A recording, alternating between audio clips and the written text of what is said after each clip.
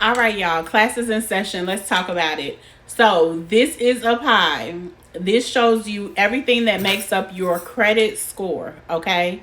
We're going to start with the biggest chunk of your score, which is your payment history. That is 35%. Your payment history, of course, is how you pay things on time and how they report to the credit bureaus. Okay. So there are some accounts that you pay every month that does not report to the bureaus unless they go negative. So those are things like maybe your water bill, light bill, things of that nature, phone bill. Those are not accounts that normally will report on your credit until things go left.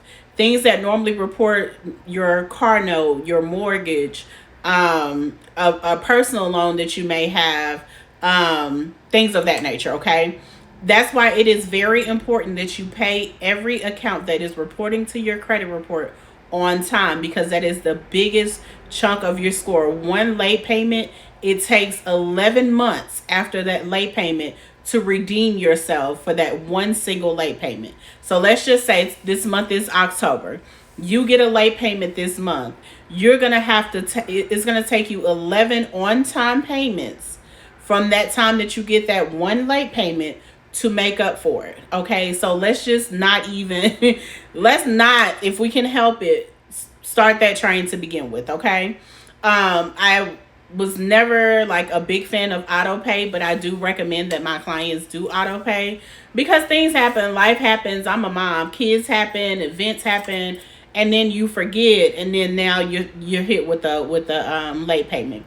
So biggest chunk of your score, we're coming in at 35%. The next one is 30%, which is amounts owed, also aka utilization. Utilization, like I tell my clients, is the second biggest chunk of your score. There is absolutely no way that you can hit that 850 or excellent credit score if you do not have credit cards. You have to have credit cards because look, they have their own section on your credit report. And lenders, of course, like to see how you use or manage that card. I know it's always been out there, 30%. 30% is too dang high. Don't you dare. You need to you need to report less than 10%. 10% of your credit card. So let's just say if your credit limit was 300, okay? Let's say if you did a pre-approval from Capital One and they approved you for a $300 credit card, right? 10% of that is going to be $30, okay? So you never want to report over $30 every month when they send that report in on your statement day. Now, I'm not saying that you cannot use over $30. You can use the whole $300 if you need to. But that's why it's so important to know the difference between your due date and your statement date. The due date is when the minimum payment is due. The statement date is when that credit card company communicates with the credit bureaus, whoever they report to. And let me say this, not every creditor has to report to all bureaus. That is not a law. They pay to report on your credit. So if they choose that they only want to pay TransUnion and Experian and they don't want to pay Equifax, that's on them. They don't have to report it to all three bureaus. So I know I see some videos sometime and these credit specialists be like, oh, it's a violation if they're reporting to this one and not reporting. They don't have to, baby. They can pick and choose who they report to. So that is very important.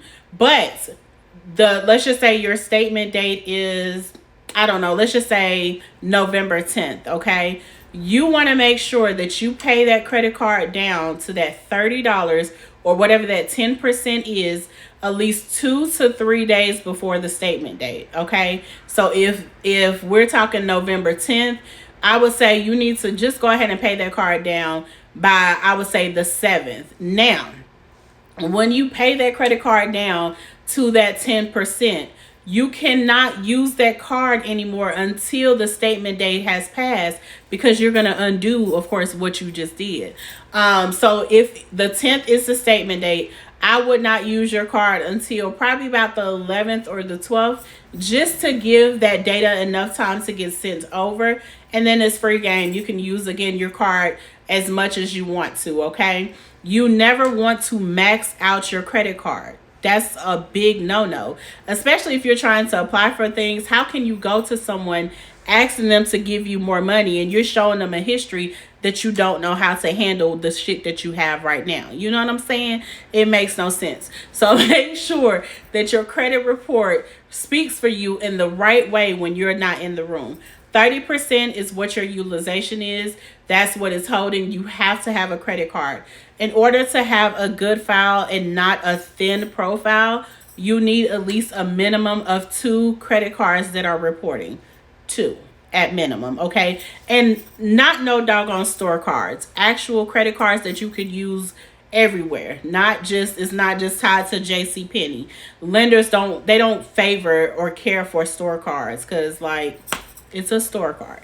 Not saying that you can't get none, but you need something like an Amex card, Discover, Capital One, something, right? And when you're starting off new credit, it's okay for you to get a secured card. You have to, if you're asking people to invest in you, you have to be willing to invest in yourself. Put $200 on a secure card, manage that card, use it for gas, groceries, a subscription on auto pay, whatever the case is, and completely pay off that balance every month.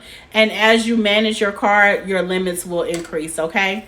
The next thing is going to be your length of credit history. That is your credit age. Lenders want to see how long you keep an account and how you manage it. Your credit age is calculated from the oldest account added by the newest account, and then they divide it by the total accounts that you have. So let's just say if you have 5 accounts, right?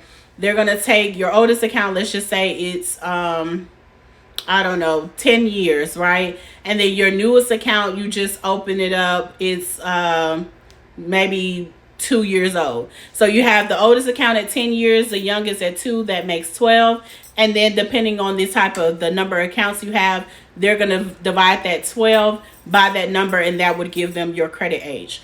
That's why it's very important. Just because you see people on this app applying for stuff and getting approved, let them do what they need to do. Make sure you're protecting your file and that you're not just applying and adding stuff on your credit report that's not needed. Because also, when you're applying for too much credit at one time, even if you're not, it makes you look desperate to lenders. It makes you look like you may be going through some hardship that you're trying to build yourself out of.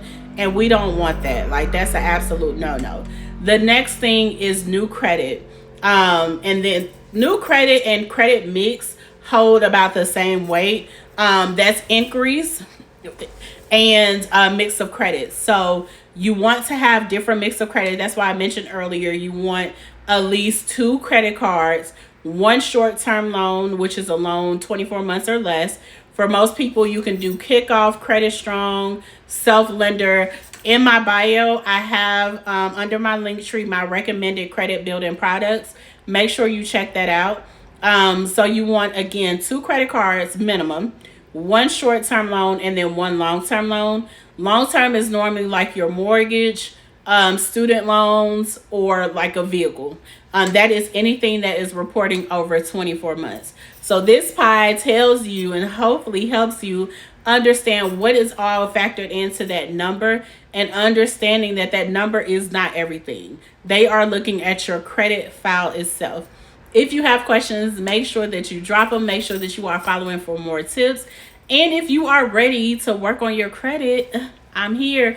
Make sure that you text READY to 484-578-3367, or just click that link in my bio to look at all of my plans.